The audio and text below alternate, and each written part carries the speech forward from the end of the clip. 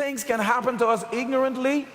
Something can be, let's take for instance, a guy was a playboy and he did something stupid, went out somewhere where nobody knows, and he gonna lie with a prostitute.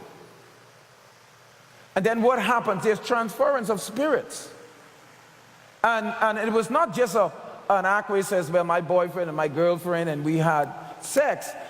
Yeah, that can open the door, but that doesn't mean you have a demon. But when you start moving into people who purposely, willfully using God's temple for the exchange of money and bringing all these different spirits, including those who are homosexuals, you don't know whether they was involved in bestiology, you don't know whatever they was on, all that spirit, it's transferred to that person, and you lie with that person, then they can, and the fact that you lie with that person, you already open. Now, Christians ain't supposed to be lying with no prostitutes. But a person could do that when they didn't know Christ. But they got saved, they got their sins forgiven, but they didn't get total deliverance from sin. See, the difference is when I say deliverance, if you used to smoke or drink or use a lot of profanity, now that you're saved, you don't even have temptation to drink anymore, to smoke or to use profanity, which means you're totally delivered from it. Nobody laid hands on you, but you made a serious commitment and devotion to Christ that all those things were broken off of you, and the enemy even can't come back in those areas. Those doors are shut. Are you all following me? So you don't need to come up here for hands to be laid on you when you know that that's shut.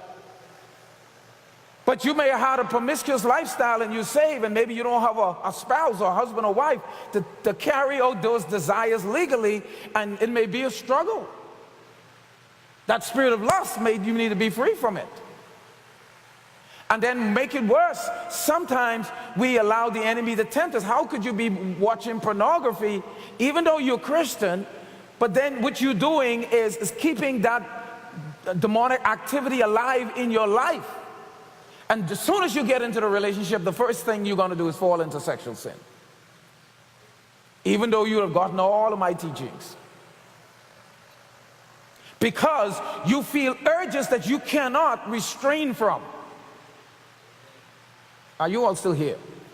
Now, I say these things, as I said from the very beginning, teaching on, if we want to say demiology, we are not saying things to make people feel bad or condemn.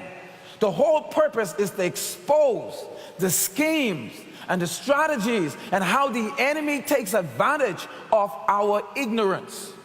That's what this teaching is all about.